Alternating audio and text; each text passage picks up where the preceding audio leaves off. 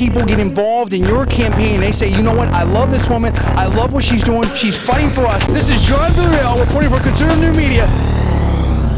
Conservative New Media viewers, what's up? It's me, John D. Villarreal, or the Game God, or the King of Games, or Brucey from GTA 4, whichever you prefer. I used to be the host of GameSpot TV, and actually one of the original hosts, and I've played so many video games now. It's well over 10,000, do more deals in the game space than anybody else that I know, and have done it for over a decade now. Everybody loves my video game reviews, but I'm going to start doing video game reviews for you guys again because you guys have been begging me so much to do these things, so I'm going to do them because people love them, and I love the games too, so why don't we just go ahead and get right into it. The game that I've been playing recently is Red Dead Redemption.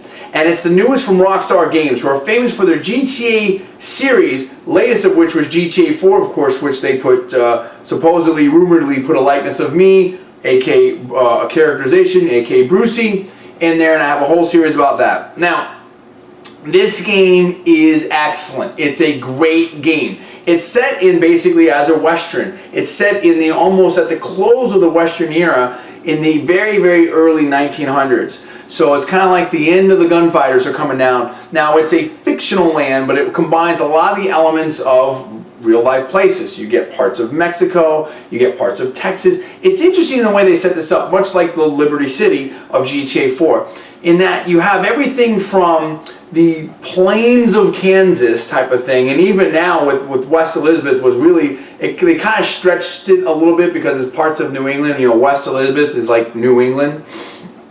But I mean, for the most, that's just like a really small sliver of the government offices and stuff. Really, most of it is like, you know, Kansas, Oklahoma, you know, some with the Buffalo, some of the Dakotas, that kind of thing, with a lot of it being sort of that Texas, Arizona vibe and feel of the new Austin. And some of it even in there with around Thieves Landing being that kind of Mississippi, Huck Sawyer, Tom Finn, kind of riverboat gambler feel, or Louisiana type of thing there too. It's very interesting there, and they have some of that in there. And then of course we have you know, parts of I would say again that Arizona vibe in there. I wouldn't quite get into California. I don't think, you know, California quite comes into play, but we have the California Strangers and the and some of the stranger stories there, some of the side quests, if you will, having, you know, tied in with California. And then of course we've got them, you know, Mexico down in there, and it's, for those of you that are familiar with the GTA type of game, you're going to be happy with it. You're going to be pleasantly surprised. And a lot of people will say, oh, I don't want to deal with a Western genre. And at first I was a little resistant myself, even though I like the Westerns and the old, you know, Clint Eastwood or even the spaghetti Westerns and that type of stuff. And what's really cool about it is that every single Western genre or thing that this is what Rockstar does very well. You know, things that you may have seen, certain scenes you may have seen in movies, kind of gets relived here, and I think that's very, very cool. Also, the thing that's very, very cool about it is there's a lot of elements that really brings you in there. That every part of a Western or, you know, cowboy or gunfighter type of thing is in there. You've got a little bit of the dynamite and the sniper rifles and the repeaters, and you have to lasso a horse, and you have to do a cattle run, and you have to, you know, jump a train, and, you know, all this, you know, Gatling guns. So we've seen, you know, we're seeing a lot of the Clint Eastwood stuff and some of the Butch Cassidy stuff coming into play, and it's really, really cool. So, you know, I do really like it. Even though I was resistant at first, it does suck you in, and it's an excellent game. It plays very, very well. Now, criticisms of it. Well, let's look at the plot. You know,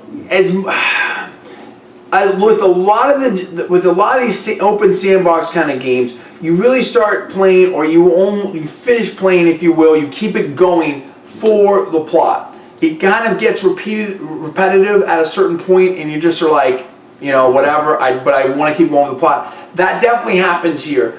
I found the learning curve to be pretty small.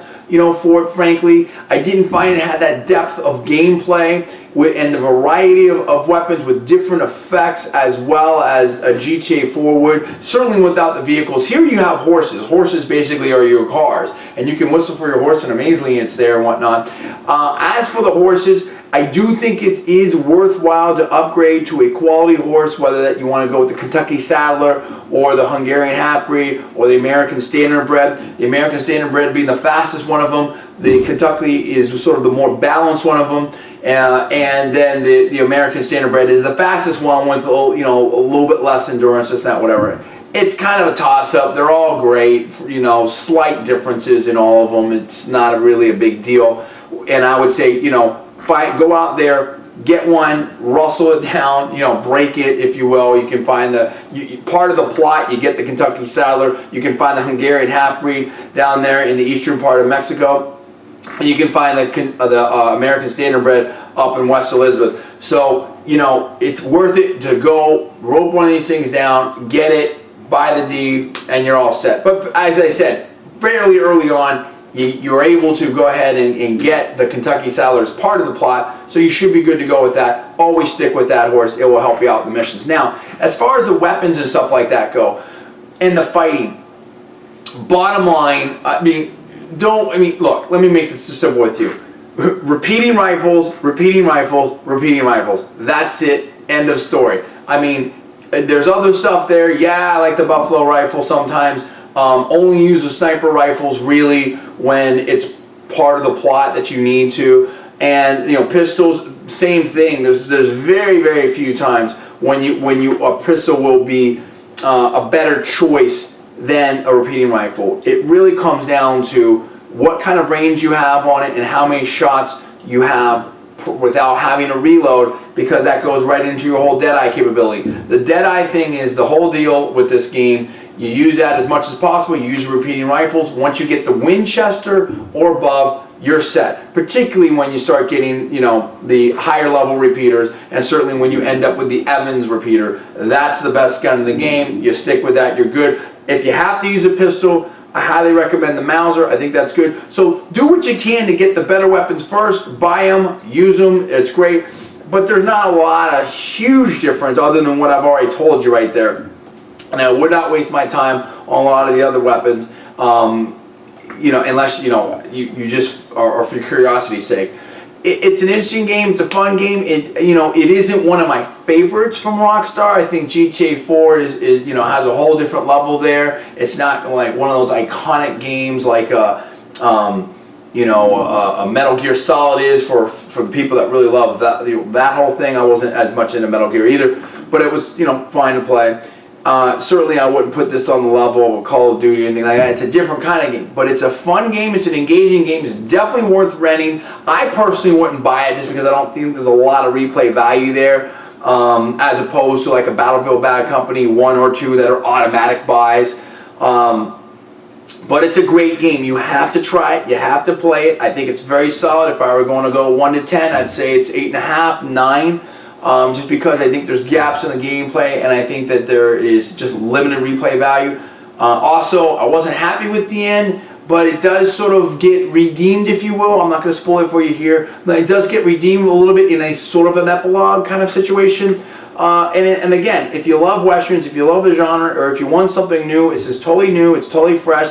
For these kinds of games, and it gives you that complete Western vibe and feel on it. And it's an excellent game. It's a lot of fun. I think you'll enjoy it. The trophies are a little bit weird. I wouldn't worry about trying to go platinum with this game or anything like that, because it's just like whatever.